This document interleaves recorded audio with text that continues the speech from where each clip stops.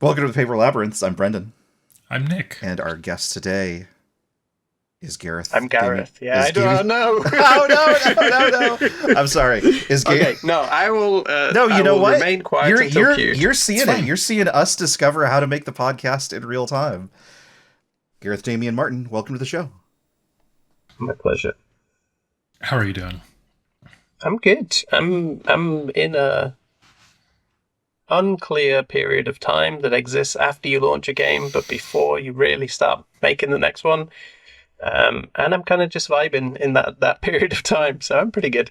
That's good. Yeah, it's like a weird shadow of like the rest of your a normal routine of like you're working on a game and thinking about it intensely, and then you're like, well, I have nothing to, I have not necessarily anything like super focused on with a project in that sense. Yeah, I'm kind of trying to rest. Everyone keeps saying I should rest, but it's I don't really do rest, so I'm trying to do something that resembles rest for me, which is to kind of like do small things or little side things, or yeah. So that's where I'm at. But it's yeah, I'm also just kind of slightly in awe and wonder at Citizen Sleeper 2 just kind of like jetting off into the world and doing its thing like a parent waiting at the edge of the soccer field or something as my child goes on to score repeatedly over and over again. Yeah, if I had to venture, watching Citizen Sleeper 2 take off, watching Citizen Sleeper 2, the child on the soccer field feels like watching them score several goals and then sprout wings and start flying all over the city. It seems like it's getting the reception it certainly deserves. It's very good. Thank you. I mean, it's hard to really describe because you kind of hope that it does well, and then I think you immediately are afraid that it's not going to do well. And so then the moment that you see a bad thing, you immediately are like, oh my God, it's not doing well. And then you see a good thing and then you're like, oh, maybe it is. And you just like this, it's like real kind of seismic wave and eventually settles to like a place where you kind of calibrate eventually to the point where you're like, okay, I think I actually understand how well this thing has done. Mm-hmm. But at first there's so many different kinds of well as well. That's what you discover, right? Like you have your own goals, your own kind of like design goals, and you have goals for what you want for like sustainability in your business and what you want for your collaborators and what you want for reviews and what you want for bugs and all kinds of different things. So yeah, trying to figure out how all of those went and realizing that they don't all go equal levels of good/bad is takes a while. How do you feel it's gone from a design point of view, from goals wise to, seeing it out and having people interact with it from the other direction, from a player direction, I guess? Yeah, challenging, exciting. I think it's gone well. I'm going to say well. I think that the design is doing what I want it to do, but then it's coming into contact with people, and people don't always want what you want. And so then there's always that element. So then learning once again that like I made very specific decisions, and those very specific decisions are like inevitably have effects on people and their experience. I sound like I'm trying to be cloak and dagger about this. I'm not. It's so It's fresh, knotty still, in my brain. Yeah. There's, but I think I'm happy. I'm happy with the design overall. Its sequel is super challenging, I think, design wise, and it's super challenging when it comes into contact with people who've played the previous game, because it creates this sense of expectation about how things should be and shouldn't be. And maybe my vision of what a Citizen Sleeper game differs from what other people's vision of a Citizen Sleeper game is, and what design that should and should not include. And then there's people coming to it fresh. And so, yeah, it's very complicated. It's the most complicated game from a design perspective, I think, only because I feel like it's not only it is the most mechanically complex, but it's part of like this very complex set of reactions that makes it quite hard to fundamentally judge how it's going. But a lot of people seem to be stressed and happy that they are stressed. And I think that's, as a design goal, part of one of the design goals that I had is wanting people to struggle and enjoy the struggle. So yeah, I think that's kind of a big tick in the positive box for me. The feeling, of not to immediately jump to the tabletop metaphor or comparison rather, but the feeling of being a GM and having your players like gleefully squirming in their chairs where they're not quite sure what to do, or they know what to do but they can't bring themselves to make that choice because it's a tough choice, is always a very satisfying one from my perspective. Yeah, and I mean you're not wrong to jump to the tabletop comparison, because I think that's also part of it. Is like you realize so much about Citizen Sleeper 2 is kind of built on foundations of ideas that I've had at the table and kind of through tabletop games and reactions I've seen from players. Mm-hmm. And that's not always true of video game players. And so I do think there's this interesting thing that happens that when somebody who's never ever played a tabletop game plays Citizen Sleeper 2, that's very hard for me to imagine. And it's very interesting for me to watch that occur. Yeah. Definitely. Totally.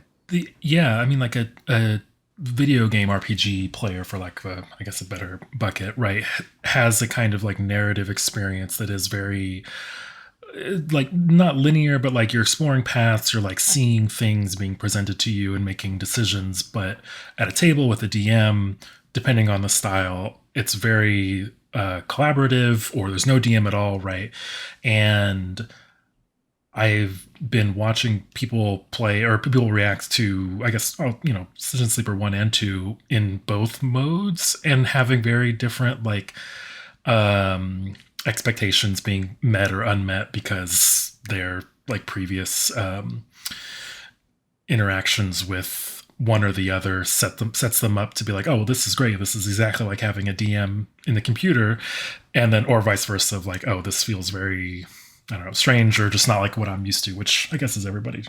Yeah. Yeah. I mean, it's also interesting to see what design decisions kind of come out. And not all of those are like tabletop related. I think like the one that struck me as really interesting is like, there's a lot of probably the most complained against decision that I made is not to allow players to repair damaged dice. You can only repair a fully broken dice, right? Mm. And this for me was like such a central decision very, very early on, probably one of the earliest decisions in the project. It came with the fundamental design of the stress system in the game. Yeah. And it's a kind of deal that I almost forgot that I've like made. And so then when people come out and they're like, oh, why won't you let me do this? To me, it's so self-evident why that is and it's so emblematic of a wider kind of design problem. So I'm not kind of concerned that like, oh, I made the wrong decision, but it's just, you're just like, oh yeah, I did do that. You're right. I made a very distinct decision there for very specific reasons. And that is not usually maybe what most video games do, although I think a few video games have similar kind of paradigms. But yeah, it's funny. It's, you suddenly have the design fed back to you in interesting ways. Mm. I was thinking about that when we were talking about, what it's like when a project is over, once other people finally get to see the thing, right? And one of the things that always strikes me once something is released is people encounter it for the first time, right? And so they begin thinking about it after I have already been thinking about it for however many months or maybe even more than a year or something like that. And so they come to it with brand new feelings about it. If it's a sequel or something like that, or it's an expansion to something, obviously they have some sort of an expectation. But if they encounter something that is something that I have just internalized for nearly a year or something like that, then I always forget, no matter how many times I write it down and underline it, to prime myself for, here are the things to consider when you're communicating with people about the thing that you have put forward. Here's the thing. And it's always exciting and, if I'm honest, a little bit scary to re-encounter those things and to have to like almost sort of relitigate like, hey, here's a thing that I decided to do. And I do think that it's the right decision. Otherwise I wouldn't have made that decision early on and then go through the entire thing. But now I do need to like serve it up to you and see what you think. Yeah, I think But I think the majority of reactions are, of course, I mean, well, not of course, but in this case, have been like people who kind of like follow along and kind of go with it, and that's how it's been. But I guess you always also are looking for those pinch points, right? Like as a designer, I find it's not just the kind of self-depreciating, like, oh, I spot a negative piece of feedback and it fills my entire brain, versus a small piece of feedback. But it's that I think negative pieces of feedback often contain within them like very interesting things that you can learn about a design, even if it is like, oh no, that makes me more confident that like this design is right. Someone might be like, I hate this, and you're like, yeah, that's fine, I'm okay with you hating this. It's nothing personal. It's just that like the reason you hate this is all the right reasons, right? Like it's how the design is working. So there's I don't know, there's something about the engagement with negative feedback that I guess is interesting, and maybe that seems. I guess you just said Citizen Sleeper 2 is so much bigger than, like, each game I make has been more multiples of the last, and I think each game has been played by, like, the number of people who played the previous one in the first month has been played. It's, like, been done in the first week of the next one, right? That seems to be the one that for 3 games in a row has happened. So you're also just getting exposed increasingly to bigger audiences and different audiences and different expectations. So, yeah, I feel like it's almost like you gain some armor from like going through a launch. You gain like armor against certain vulnerabilities, but then you realize that it's the wrong kind of armor for the launch that you do next, right? You're like, oh, I've got these really good knee guards, and then they're stabbing you in the arms, and you're like, oh, okay. So that's kind of part of it. I think is like I think things come into question, and the experience of doing it over and over and over again can't be understated, even as the audience grows. I think just the getting the reps in of like, this is what the process is like. This is the emotional valences that I'll be moving into, or at least I think so. Nick, I know you've gone through that same sort of process. Does that line up with your experience? Yeah, I do feel like you get better at it, but it's like the spiky emotional ups and downs are still there, but you're like, you can kind of tell when it's going to be an upswing or a downswing, so you can metaphorically like steel yourself, and then all of a sudden you're like hurtling through space on a emotional roller coaster.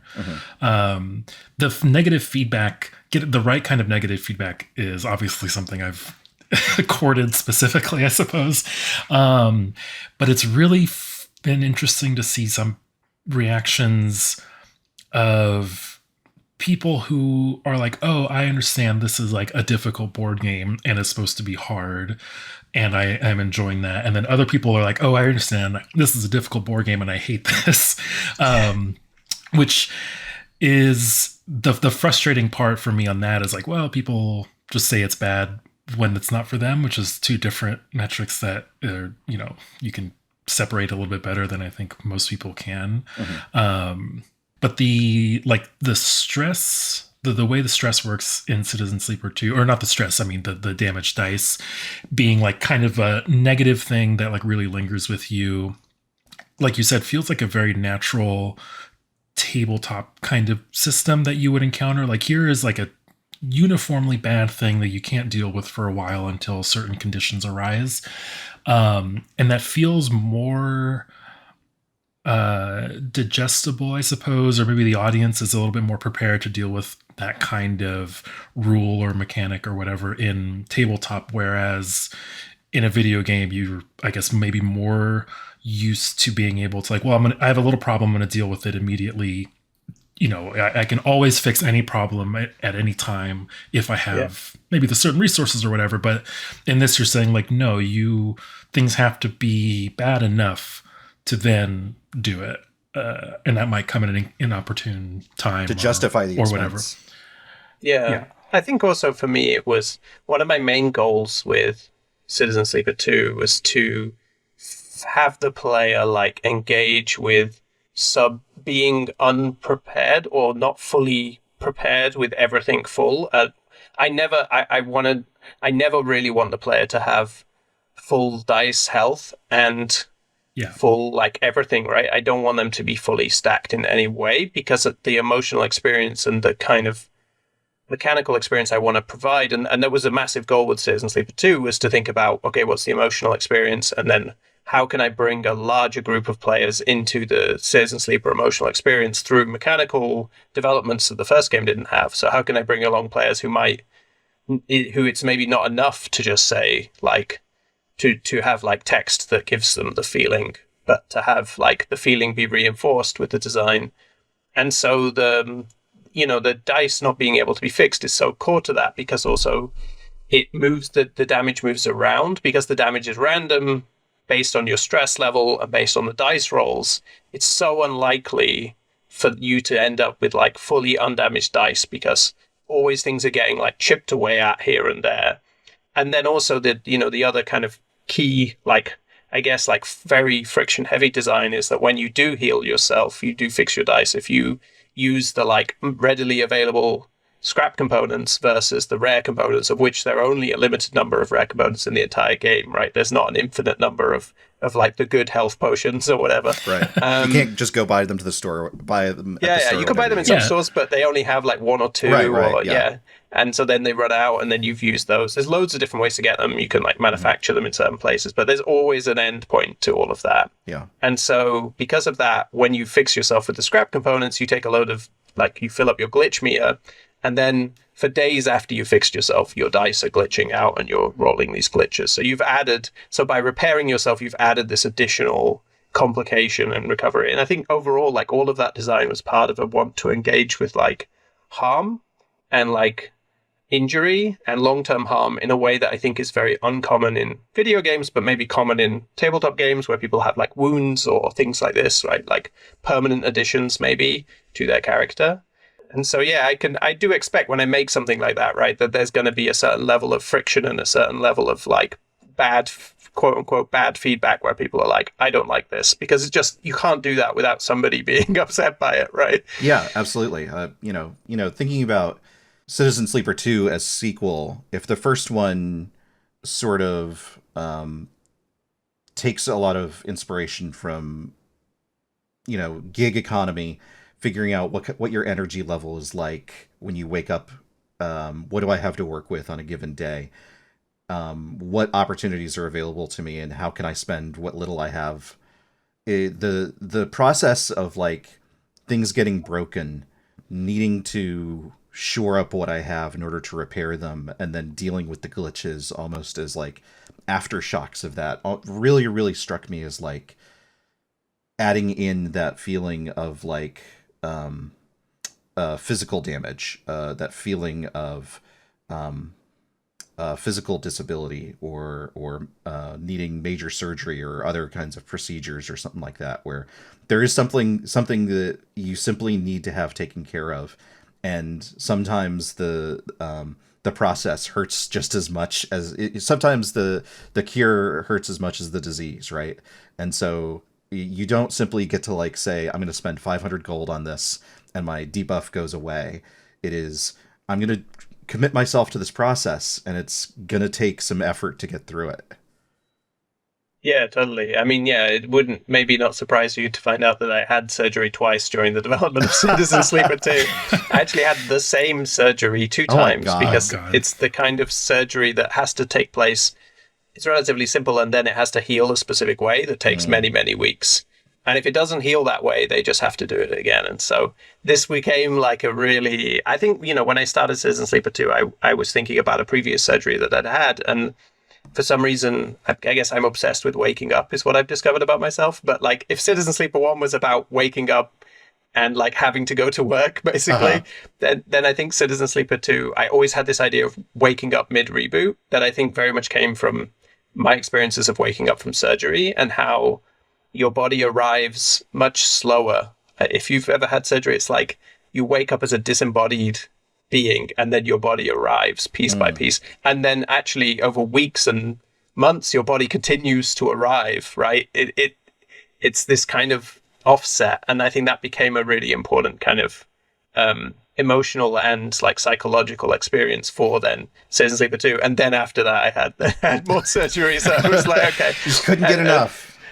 Yeah. I think in between Citizen Sleeper 1 and 2, I had a minor but pretty intense procedure, and so the arriving, the arriving over weeks after was something that was not new to me and unexpected, which has like I think between like that and the parallel to the limitations of the rare and scrap components gives the whole world a like much more material and limited feel that, like Brendan was saying, you can't spend 500 gold at any time and always go get potions and so on, which I think also is like weirdly in between the like tabletop and digital divide, where a town in a digital RPG has, you can always come back later and there's always restock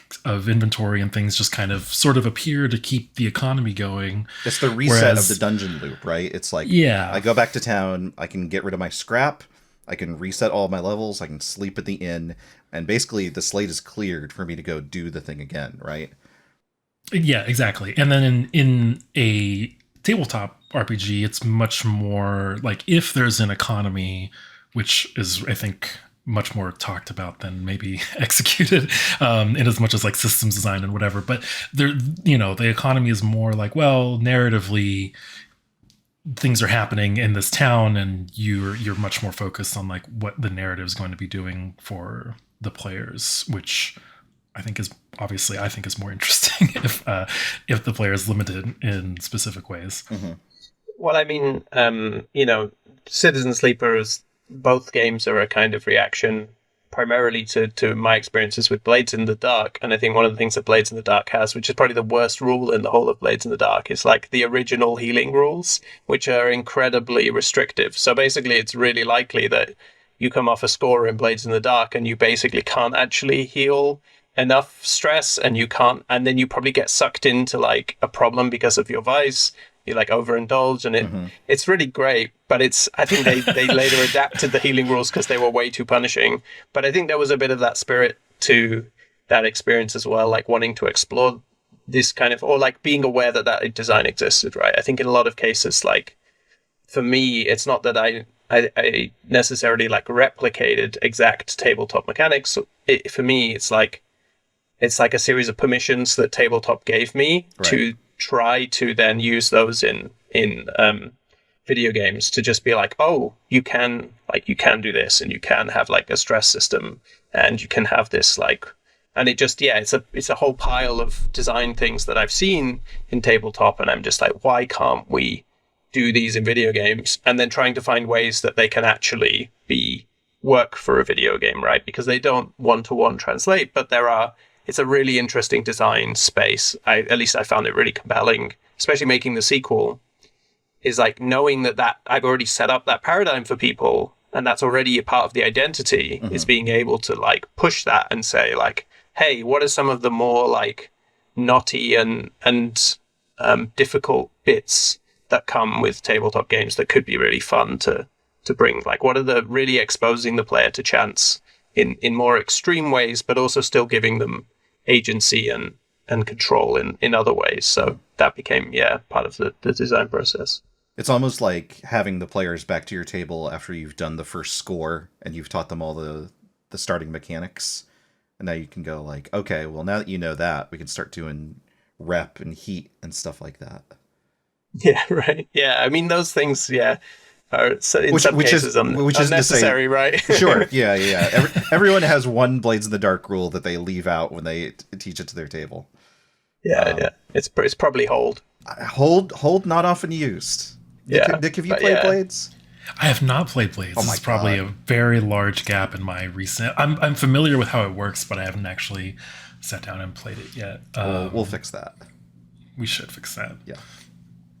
It's a big influence on Citizen Sleeper. I mean, the clocks and push and drives and the terminology, but I think it's I think it's, for me, it's about drawing those connections between actually what Blades does, which it does for a very specific setting, and actually realizing like it's been a process of using those for the things that they're not meant necessarily designed to do, which is represent actually this very interior experience, this very personal and bodily experience in Citizen Sleeper. And I think, for the sequel, it was very much thinking about, like, one thing I had in my head was, like, the dice, if the dice are the sleeper's body, like, what are all of the things that I can do to the dice that will articulate a richer mechanical vision of the sleeper's body, Right. versus, like, maybe in the first game you get like a really rich textual picture of what it feels like to be a sleeper, right? Like, I come in heavy with that in the narrative, and I want to really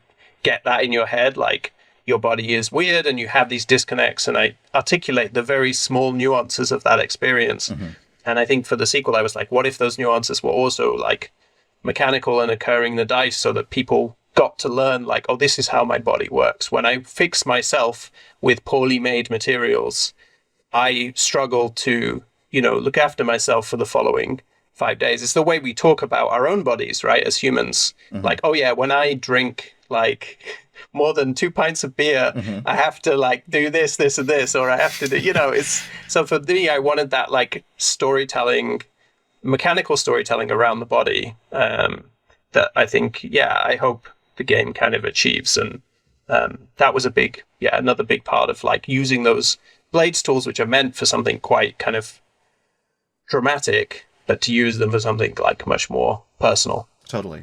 I wanted to pivot from there and talk about, like, the world and the people that make it up a little bit, in that you do such a good job, I think, in both games of communicating what the player's experience is like, not merely living in their head, right? But also because there's this interesting cast of characters around the space station that you want to get to know, or maybe you are connected to and wish you weren't, but need something from, or something like that. And so much of what it means to be a sleeper, what it means to be this different category of person within the world, is so well rendered by how people react to you and how people treat you, and what their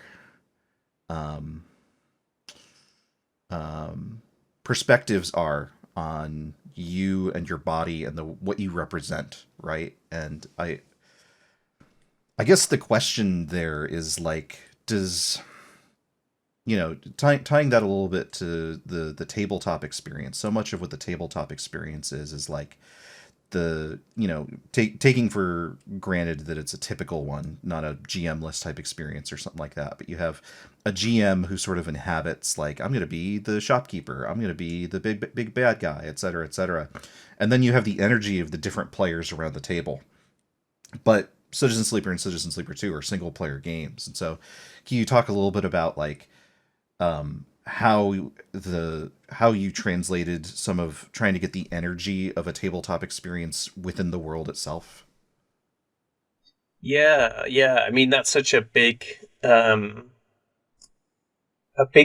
to Citizen Sleeper, is, like, that energy, that undefinable energy. I think part of that is writing process. That I did this very dangerous thing with Citizen Sleeper 2, or at least it felt dangerous, which is that I really wanted to commit to a process that I'd been developing in the first game in the DLC, which was not knowing where things are going to end, just like you would at the table, and having, like, things I can bring in and developing things simultaneously. And so I genuinely didn't know how. In fact, the ending for Citizen Sleeper 2 changed quite a lot over the course of writing it, and lots of times I didn't know exactly where everything was going. And I think there is a certain kind of quality of being told a story by a narrator who's improvising versus a narrator who has, like, all the pieces in place and is moving you through them. And I think that's quite, like, hard to articulate, but I think it's self-evident in the experience sometimes. So that was a big part of that feeling. I think in terms of, like, encountering characters, I guess, like, so much of my tabletop style has bled into Citizen Sleeper now, and so it's hard for me to know, is this a Citizen Sleeper thing that I do at the table, or is this a table thing that I do in Citizen Sleeper? But I think with the characters, I'm often thinking about pitching characters to players when I introduce a character, in the games and at the table, is, like, if I'm introducing a character that I think might have some involvement in anything, I think about the first scene very strongly, and I often think in terms of like how TV often works with like character and introductions and creating this like specific moment of introduction that presents like a, it's like the classic is like save the cat or whatever, but it's like this kind of like writing tricks that are about like how do you implicate someone immediately in someone else's life, and trying to play with like those things. And I think that's a really useful tool at the table, and it is in the game, because that's what you want. You want that same feeling of like implication, right? So it's something that's really strong in Citizen Sleeper 1 when you look at like how Lem, okay, it's not the first time you meet Lem, but when you meet Lem the second time, Lem is like, I need a babysitter, I've got a work shift, here, take my kid, and then just leaves, right? I'm actively trying to implicate you in this person's life and trying to force you, but I'm also pitching them to you. I'm like, this is going to be this kind of story. Right. And so if you finish the scene and you're like, I was not really interested in that, then you don't need to go there, right? So it's this process of kind of trying to give the players this like strong pitch that I want them to get hooked on, but also that explains the story. I think that's such a key element in Citizen Sleeper 1. I think the interesting thing for Citizen Sleeper 2 is that I went through the experience of being in a tabletop game of Citizen Sleeper. So I did an actual play of Citizen Sleeper using... I wanted to ask you eventually about this, because it seems like a weird meta looping of your own life. Yeah, and the weird thing about it was that, but it also really affected the way that I wrote characters' responses to sleepers, in that I played a sleeper in a Citizen Sleeper actual play, and it was rough. Like we did a test session that we didn't film, and we really kind of like kicked the tires. I think like of like where could we push this, how far, and the kind of like identification of a sleeper by the other characters and the responses.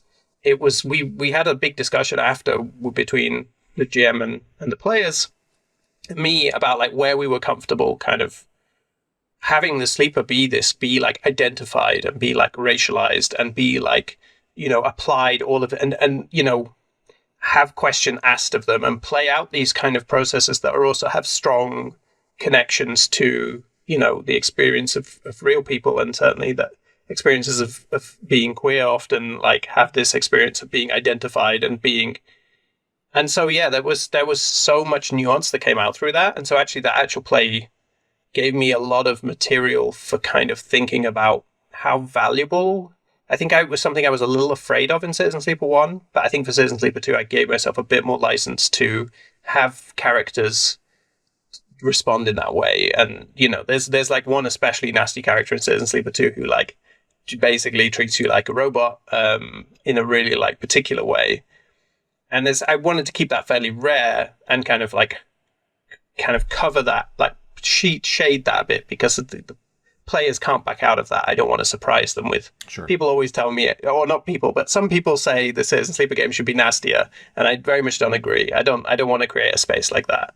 But, I wanted to explore this idea of like reactions and how people can reflect back on you. And that became, I'm sure we can go into spoiler territory, but that became really integral to then how the appearance of like another sleeper in Citizen Sleeper 2 and getting to meet another sleeper in the game then creates this kind of like mirror identification process. And so, yeah, I guess all of that comes from the real opportunity I saw in making a sequel, which is that I'd made a game, I'd made DLC, and I'd had so many discussions about that game, and I'd done maybe 100 interviews, right, and podcasts, and discuss, and I'd like then played a sleeper in an actual play, and so I just had like so much more material than I ever would previously have, and it just felt like there were opportunities there, I guess. So that one in particular was one that I felt was an opportunity I wanted to pick at. Well, now you're going to have to play a role-playing game set in your own world every time you're doing a game development project. I actually genuinely would consider it as a part of a process. It's very valuable. It sounds like it. Just so that people know, if people want to see that actual play, it's on Quinn's Quest on YouTube.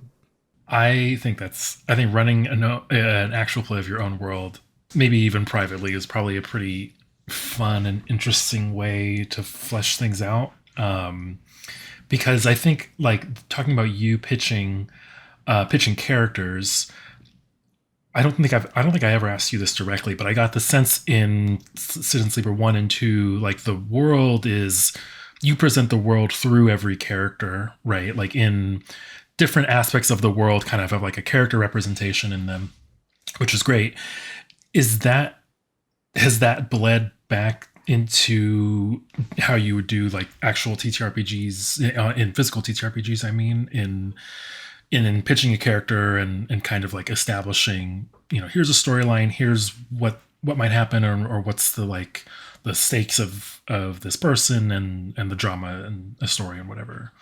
Yeah, 100%. I think like that's a tool that I feel really comfortable using now, which is kind of like, yeah, like having like an intrigue kind of like, like a I don't know, like a corrupt counselor or something, like approach the players, right? And have like a whole vibe there, but not like force them on the quest, but instead like have that like process of kind of like, hey, here's a vibe. Like, is this something you're picking up on? Because what I found in general is that players will pick up on really weird vibes that I didn't necessarily want them to. And so I decided to design a bit more around that openness, I guess. So I do tend to like to do that. It's like throw characters in. I tend in general with tabletop games and with Citizen Sleeper to think about characters as like the way of talking about the world, right? They're like, and so it's like, okay, this character over here is the way into like this faction storyline that I know to be true about the world. I know that these two factions are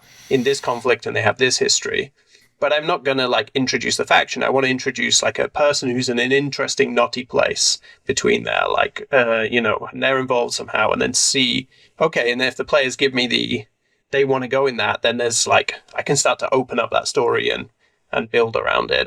And so that's, yeah, definitely a kind of, like I say, it's so, they're so embedded in each other, those two processes of like me running tabletop games and me trying to design Citizen Sleeper storylines, that sometimes with players I've like had an idea for a contract and I've just like ran the contract as a tabletop game in a session just to see what happens when players encounter it, knowing that I won't have the opportunity to have that flexibility in the video game, but that in a tabletop session, maybe some interesting ideas or moments will kind of like come to the surface.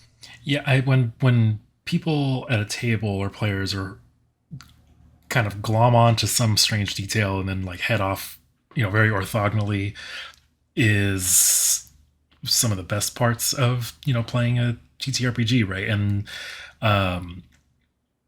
it's interesting seeing how a video game sort of representation of that interaction kind of plays out when it's a single player, story is written into the game and that's it, right?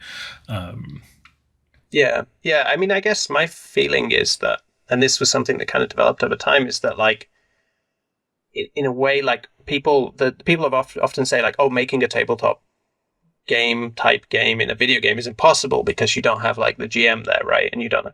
But actually, in reality, I think if you really look at how players play tabletop games, maybe it's just because they're all conditioned by video games, but they're not actually using the GM in that way. Very few players are kind of like using the full improvisational breadth. What they're mostly doing is choosing from a set of like things that have been laid out by the GM, right? Like in place, and then they're following those. And so that was definitely the Citizen Sleeper 1 design, was like, I noticed that that's what I was doing in tabletop, and I noticed Blades especially Blades in the Dark is really strong in that regard because it has like a whole city map full of factions. And so it's like, well, you could make Blades in the Dark the video game because you could write a storyline for every single one of those faction interactions. Okay, it might take you a long time. So that when a player says, hey, I want to go do a heist in this particular part of town, you could immediately like produce a story. Have all the combinatorial elements to just present it's doable. And so that's what kind of set me off this path with Citizen Sleeper 1 of being like, well, Citizen Sleeper 1 structure, which is like one half of Blades, which is that it's in like one urban environment and you can kind of pick up on stories all over the place and you can like follow which ones you want and you can drop on and off different ones at different times. While Citizen Sleeper 2 is actually like the other half of Blade's design, in the sense that it's the kind of heist and downtime, like contract downtime loop, and engaging much more with that kind of like resource game of like, when I'm on a contract, how am I going to spend my stress to maximize the circumstance? How am I going to spend my resources? And then how am I going to come back from that? So yeah, I mean, I guess that does imply there's like a third version of Citizen Sleeper that puts both together, but I don't know if I have the Citizen Sleeper capacity 3 for that. Yeah, I don't think I have that capacity in me, unfortunately. Someone else can make that video game. They have my blessing. I'll do it. Nice. It's got mechs now. Yeah. Oh, great. the way you framed players kind of just doing the thing presented to them. I wanted to ask you this also because I read recently you started playing a little game called Dungeons and Dragons for the first time, and I recently played, not for the first time, but the first time in maybe 10 years or whatever. So I God knows what edition I played. And then recently I played, and something I picked up on now being, designer brained for so long, is that it felt so much at the table, like, well, here's your problem. The ways you can get around this problem are driven by the numbers on your character sheet with like, okay, if you have good charisma, maybe you could do this. If you have good whatever, you can go that way. Which feels like it bled into video games with obviously like Baldur's Gate, and then back out into D&D. And so I guess it's funny to hear you say like, oh yeah, people say it's impossible to do an RPG when, I mean, very obviously they're just kind of like orbiting around each other in kind of like feedback sort of ways. Yeah, I mean, I guess I don't mean like it's without value judgment, right? Like I'm not saying like people are not doing good RPGs. I just think it's a bigger part of RPGs, especially now when like there are so many, especially if you're playing like, maybe if you're playing D&D it's different, but if you're playing like many different systems, you're picking up like a small system. Like let's say you pick up Mothership or whatever. You're picking that up because you want to do Alien, right? You're not picking that up because you want to do something that isn't Alien. And so for me, that's what Citizen Sleeper is. It's like you're playing Citizen Sleeper to be a sleeper. So actually, once we already establish this kind of paradigm, it starts like the possibility space is already like massively adjusted. So we don't actually need like a whole Galaxy Brain GM to like sort this out. You right? don't need like GURPS Citizen Sleeper edition. You don't need or AI worse, dungeon. we're playing D&D, but I really want you to have some Regency romance mechanics or something like that, right? Yeah. Like, but I mean, exactly. Yeah, it's kind of like, I mean, it's tricky. It's tricky because people run RPGs all the time, and like like you said, I'm 1 year into like a D&D Eberron campaign that I've been running with my players. And it's like, I mostly did that because I was like, okay, I'm sick of hearing things about D&D. Like, let me find out what's all about this fuss D&D for about. myself. Yeah. It turns out that, there's a lot of reason for the fuss. But what's fascinating to me is that like, D&D is like, it's so hard now, especially if you're playing with players that like I do who've played Baldur's Gate 3. They're like, Baldur's Gate 3 has broken like D&D players because they're all like asking for their bonus action or whatever. Thankfully, when I played, it was before Baldur's Gate, and as soon as I played it by Baldur's Gate, I was like, oh, every DM is cursing that Baldur's Gate lets you push, because every player is going to be like, well, could I walk over here and then push them off a cliff and then instantly win? Yeah, there's a lot of that, and there's a lot of, but to be honest, it's not really the Baldur's Gate fault, it's D&D's fault. And the thing that I struggle with is that when you make a battle map and then players are looking at icons on a battle map, they're not playing an RPG anymore, they're playing a video game. They are. That's my experience of running a D&D. Is it's actually just a video game where part of the computer's job is done by a person.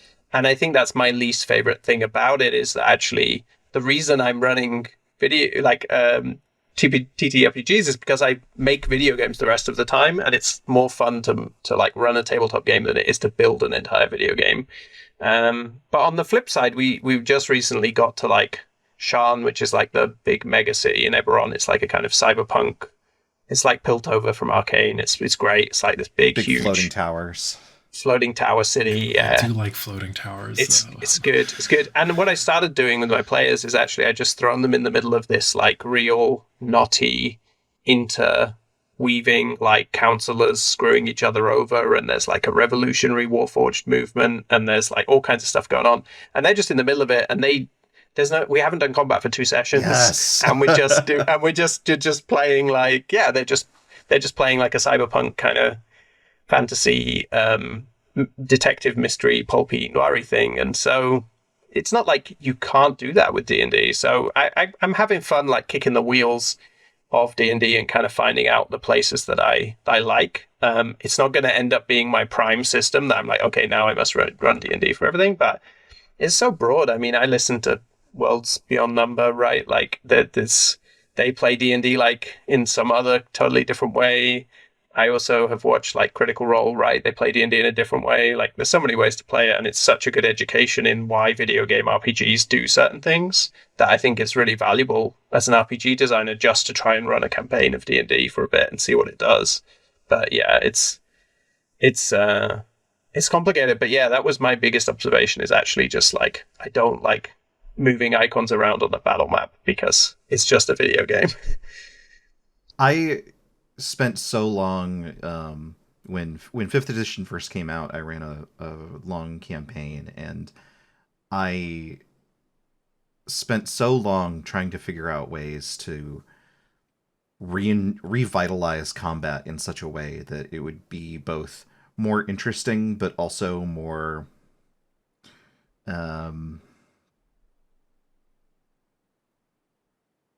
efficient, I suppose. My problem is that I'm always a big fan of like I'm a big Final Fantasy fan, and so I really like, oh, you walk into a room and there is one big cool thing that you need to encounter. I'm not good at assembling like, okay, there's going to be 3 guys with swords and there's going to be 3 guys behind them with guns, and that's going to be an interesting tactical encounter for that reason. No, I want one big monster, and I want it to have some cool, interesting thematic effects and stuff like that.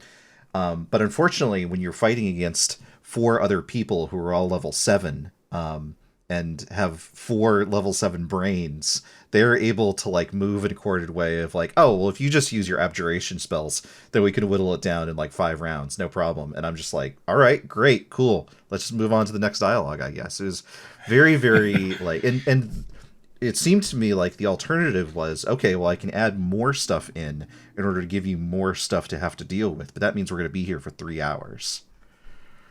Yeah, I mean, this is my problem. I definitely have this design problem of like, not to get into D&D like sure. Agony Aunt corner, but here's my D&D problem. How do I solve it? Yeah. That'll be a recurring segment of the show. But is that my instinct, where especially coming from like running things like Blades, but also other stuff, is to like have a lot of like, I love to have a lot of factions and a lot of different people moving around, mm-hmm. right? And so my instinct was like, oh, combat, yeah, let's have like, okay, so we're in the middle of a town, and like a load of like all of these like mage bred monsters come in and start attacking people. So there's civilians and there's the monsters, and then there's like the town guard, and then there's like this other faction, and then you're like, okay, now let's run this combat, and you're like, wait, I have like 20 turns and the players get 1. Uh-huh. And there are techniques, that you learn pretty fast for like just moving it en masse. All the guards move together. No one has health. They just instantly Sure. But then it's like, what are we doing? Like, why are we using these rules? Because it doesn't actually provide that much interest for the players if they don't feel like it's systemic and it's like playing into and so then you're like, okay, yeah. So I think it's the problem with combat is the complexity is like so hard to achieve complexity without doing anything. And actually, at the end of the day, I don't think most players want complexity. They just want to like make the numbers go big in combat, because that's what feels good. Yeah, and it's totally fine. Like, you've got your character, like, as much as I dislike D&D, if I'm sitting down and I'm playing and I'm like not using the numbers I have on my character sheet, it feels like, well, why am I doing those? Are my toys. I sat down at the table to play with my toys. Yeah, I want to play with toys with my friends. Right. I was born in this world, and that's how I'm gonna die. Yeah. I mean, but yeah, that's why it's such a different species of game to what I guess I'm designing. So yeah, it's been like it's just me like going and educating myself about something else that I'm probably I can't see any influences like coming through, right? It's so interesting though, right? Because like both now in a video game sense and in a tabletop sense, like I think all three of us agree, like we see what it's doing and it's maybe not our cup of tea, but like we acknowledge what it's doing there. But it's so big that you can't you can't not like acknowledge its influence and have to take into account like, okay, this is what people's expectations are based on their experience with this like juggernaut, right? That's Yeah, I mean, I guess that's why, I ended up running a season not long after Baldur's Gate 3, Sure. right? It's because I know that I'm making an RPG post Baldur's Gate 3, Right. and that's Yeah. like a real thing. So knowing like, that information is helpful, but it's also just, knowing what I'm pushing against and what I'm kind of like playing. Not that I'm pushing against Baldur's Gate 3 specifically, but just, it's an interesting possibility space to explore. Totally. I think that was also just another massive thing between Citizen Sleeper 1 and 2 is like Baldur's Gate 3 came out between the two of them. And I don't think people quite are aware of how differently the perception of like dice in a video game has been shifted by Baldur's Gate 3. Yeah. I think Disco had a big influence, obviously. And that was the first kind of like beginnings of that. But I think, the especially the kind of idea of dice as dramatic. One really interesting thing I noticed with Citizen Sleeper 2 since it's come out is a few people saying like, oh, Citizen Sleeper 2 doesn't do the dice rolls on the screen, which is a kind of interesting thing for like video game people to notice. Right. But they're obviously noticing it versus Baldur's Gate, where you had this creation of like a dramatic moment of, waiting for the dice to roll. And so it's like, oh, okay, like there are other things happening. And even in the marketing, we just late last year, we began calling Citizen Sleeper 2 a dice-driven RPG because I suddenly realized I can do that. Yeah. It means something. Yeah. But I don't think it meant something like 2 years ago. I don't think you could say that. I was surprised how much dice do feature in Baldur's Gate, right? Which feels like totally normal, but it was like, oh, I was sort of expecting, like, I don't know, you would just kind of get a number, maybe a little thing, but like, no, you've got like a D4 bonus and a and D4, like it's got all of them, which is like, oh, that's cool, but wow, interesting. Yeah, when you see a D4 in there, you know that it's serious, right? It's like nobody cares about that stupid little dice that if you give to like a normal person, they'll be like, how do I even read this? It has like so many numbers on it. Or you get your weapon in a TTRPG and it's a D4 dag and you're like, well, I might as well just fucking just spit. Like, this is nothing. What am I going to do with this? Yeah, the D4 is the worst dice. All right. But yeah, it's I can get us off D&D. I can do it. I swear. Oh, okay. sir. Which is, I'm going to go back to Mothership, which you brought up, and I wanted to ask you about the process for not Citizen Sleeper, but for Tidebreak. You wrote a Mothership module based on In Other Waters, and I wanted to ask you about what it was like. We touched on the process of playing in one of your own worlds for that actual play, but this is something that anyone can jump into. You can even play it solo, I believe, and literally like jump into the world in a real tangible way. And I wanted to ask you what it was like to like take this world that you had created for yourself and for the game and translate it into a module for an existing system, for something that was where someone else had defined what the scaffolding looked like. Yeah, it was such an interesting project because I was approached by Lone Archivist, who is my co-designer on that, with the idea, and I was just like, oh, this is such an interesting idea that I'm finding it impossible to say no. But I was very much in the hands of Lone's work because he's made a few Mothership modules and is quite experienced with Mothership, and I was not particularly experienced with Mothership at the time. Sure. I hadn't run it before I then started that process. So for me, like, it was immediately very esoteric, right? Like a D100 is just like a thing that was like, okay, that's something. I don't know what that is. It's quite different to working with other kind of designs. And Mothership has its own weird little design space. It's got like weird kind of realism to it, but then it's also like super cinematic. It's a very weird hybrid. And so I initially found it very difficult to wrap my head around how this would work. But I think the interesting thing about that process was understanding like how to trust other GMs to like deliver, or wardens as it is in Mothership, like to deliver an in other waters experience, and then thinking about what tools could I possibly provide that would actually allow them to do that without actually forcing them to do that. And I think the thing that we ended up spending a lot of time on was actually basically building like a creature AI system within Mothership, which was super interesting because I think it's such a me as a video game designer trying to make a tabletop game in the sense that I'm like, let's have essentially a state machine that runs like each creature, and that creature can be in like I think we have like 3 states. The creature is like passive, active, or engaged. And this was my only way to like think about providing tabletop tools. And so we kind of like hashed out this thing, because the thing is, what we needed was we needed to provide wardens with this really nuanced distinction between creatures. We really needed them to respect that like all of these creatures are behave differently. And there was, if we just gave them like character sheets and just said like, oh yeah, it has this many wounds and it has this much like attack damage, it was just so impossible to describe. Well, they all become monsters at that point. Right, exactly. Yeah, exactly. It doesn't become an ecology.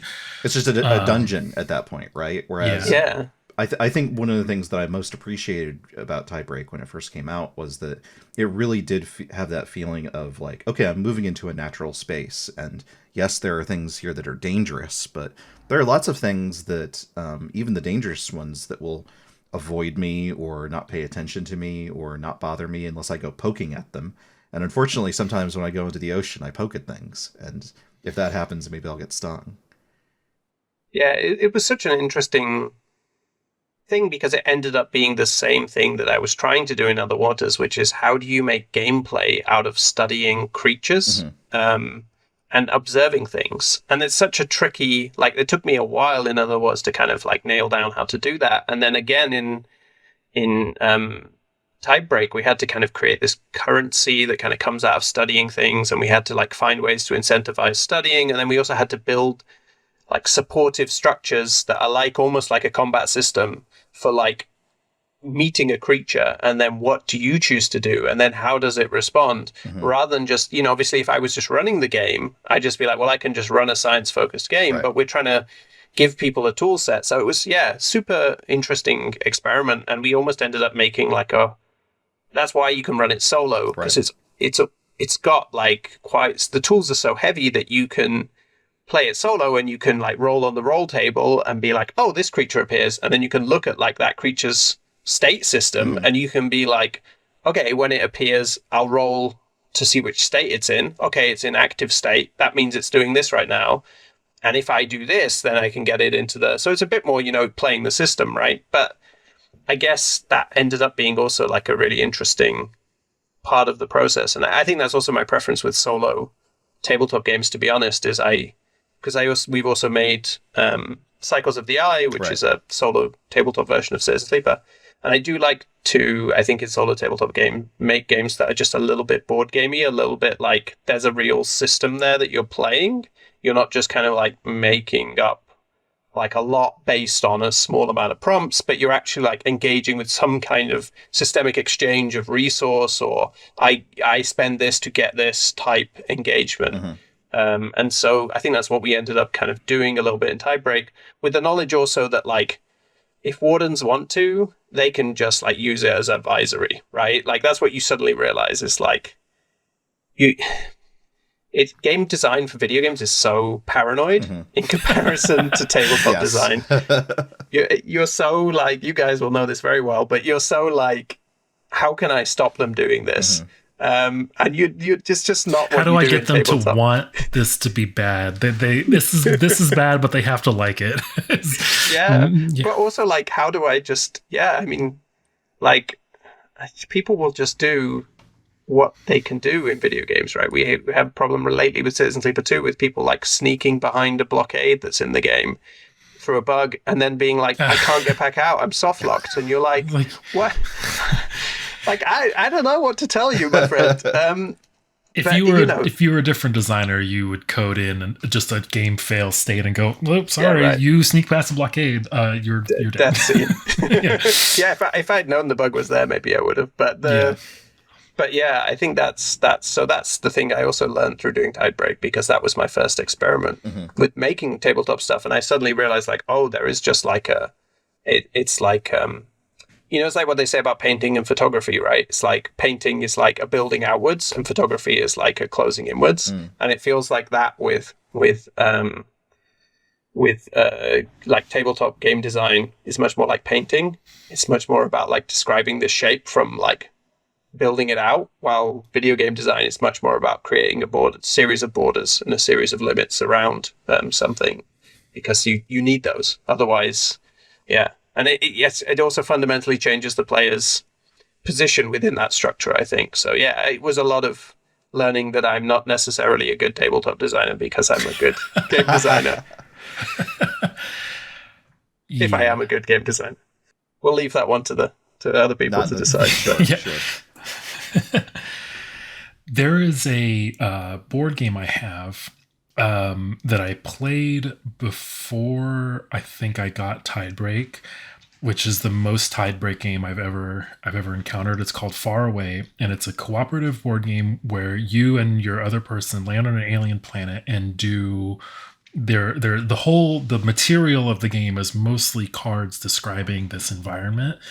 And as I played it, I realized like, oh, the way the game wants you to operate the ecology is purely an RPG, like a GM-less RPG. Like it sort of says, well, in this situation, this creature will go here, or it'll attack this creature, or it'll do this, or attack your equipment.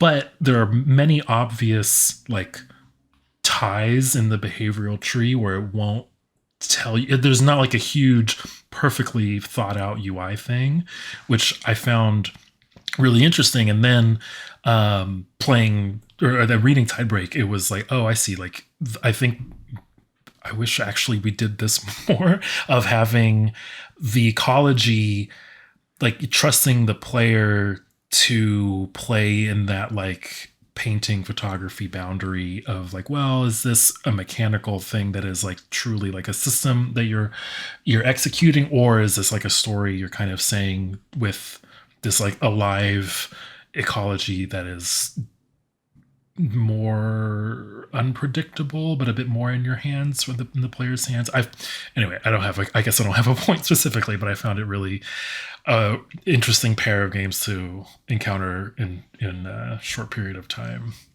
That does sound super interesting. I think like I'm definitely I don't know what it's called, but there is a firefighting game, maybe you guys know it, where like Flashpoint, I believe.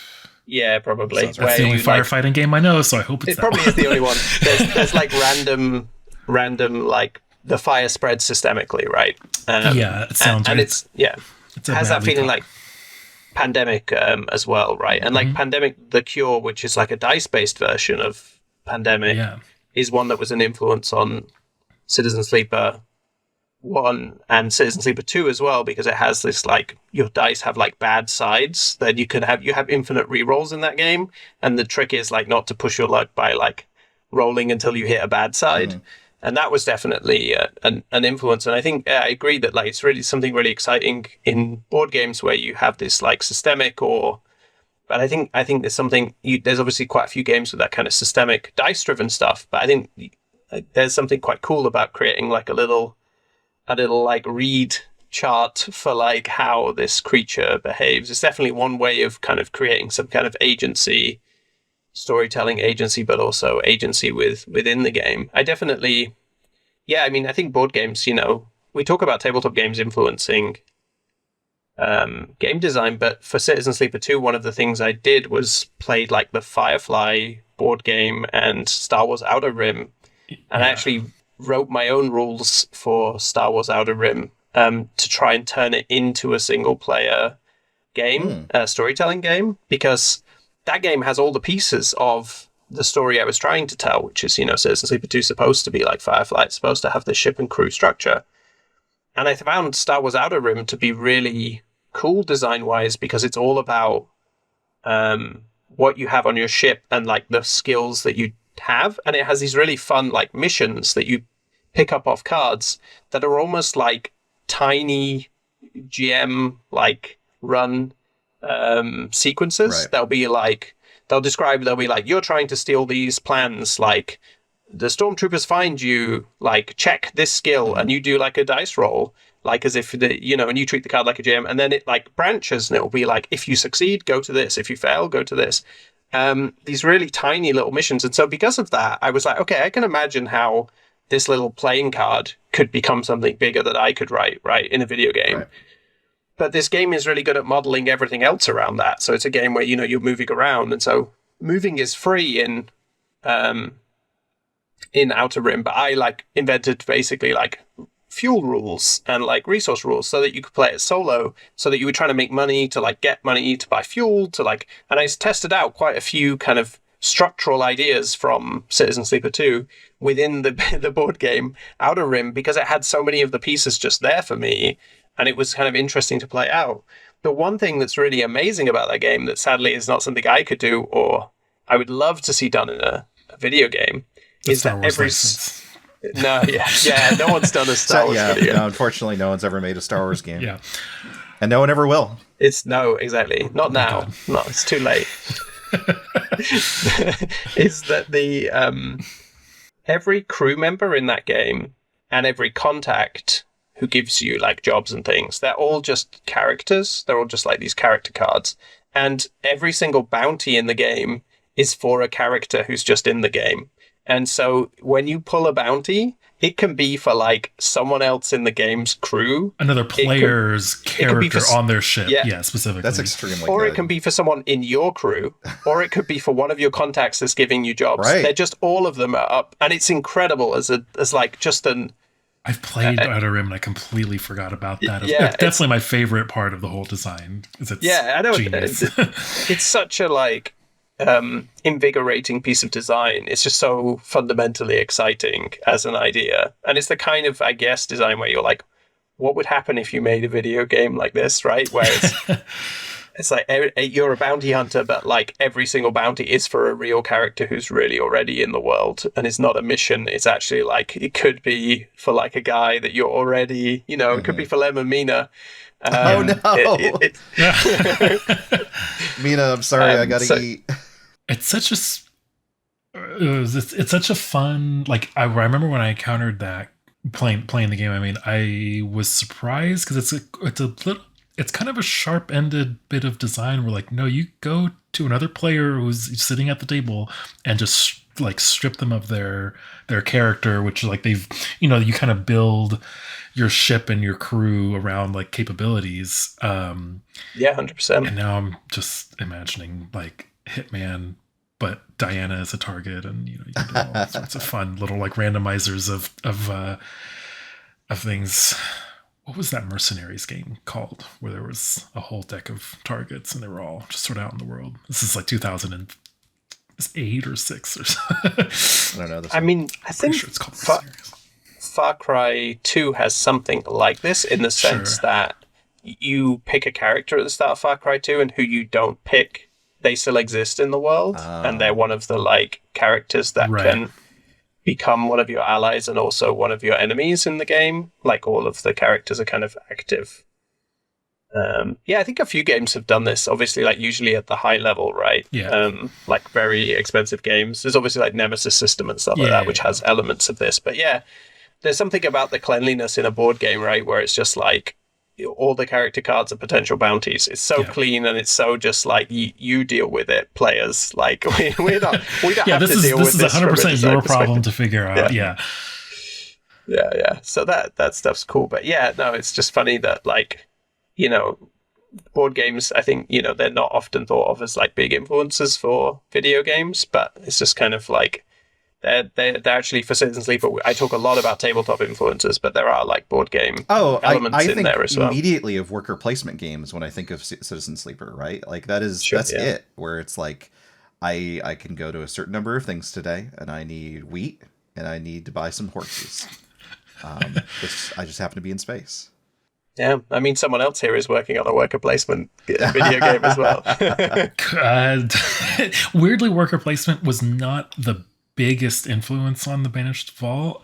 It's obviously it's there, but it was not. I also just don't really like worker placements in real life. So once there's a video game version of Bus, the most absurd original worker placement game, then I'll have a much more fascinating time. Once I get you to the table for Dune Imperium, then I'll bring you on. I think I got to worker placement backwards, though. I think like I didn't. Like, so it totally makes sense. Citizen Sleeper totally is worker placement, but I absolutely did not begin with worker placement in any way. I began with like dice pool RPGs, and then I came back round somehow to worker placement, and then at some point someone was like, "This is worker placement." I was like, "Oh yeah, I guess it is." I guess so.